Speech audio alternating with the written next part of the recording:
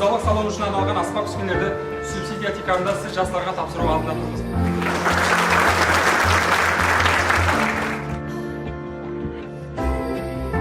Жастар агенттігі президентіміздің жастардың ортасында